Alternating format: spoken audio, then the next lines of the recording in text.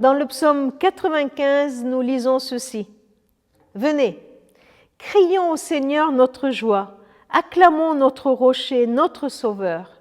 Présentons-nous devant lui avec reconnaissance, acclamons-le en musique, car le Seigneur est un grand Dieu, un grand roi qui domine tous les dieux. Il tient dans sa main les profondeurs de la terre et les sommets des montagnes sont à lui. À lui aussi la mer, puisqu'il l'a faite, et la terre qu'il a façonnée de ses mains. Entrez, courbons-nous, prosternons-nous, mettons-nous à genoux devant le Seigneur notre Créateur. Car notre Dieu, c'est lui. Nous sommes le peuple dont il est le berger, le troupeau que sa main conduit. Ce psaume commence par un constat. Dieu est grand et il domine du plus profond au plus élevé.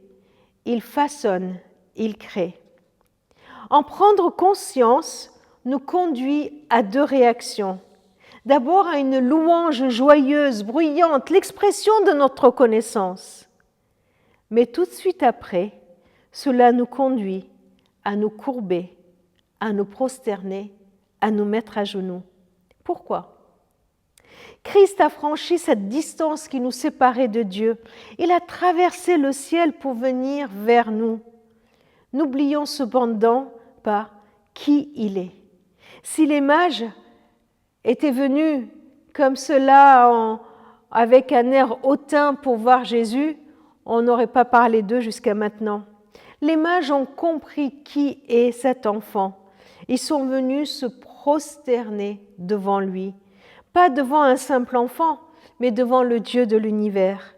Cela décrit l'attitude de notre cœur quand nous venons fêter Noël, quand nous nous approchons de Dieu, quand nous nous approchons de Christ. À la fois une joyeuse acclamation, à la fois un cri de reconnaissance, mais une attitude aussi du cœur qui est une soumission, une reconnaissance de qui il est. Il est le Seigneur de l'univers. Il est notre berger, celui qui a toute autorité sur nous. Et nous sommes, nous, le troupeau que sa main conduit. Alors chantons notre reconnaissance tout en nous courbant devant lui pour l'adorer.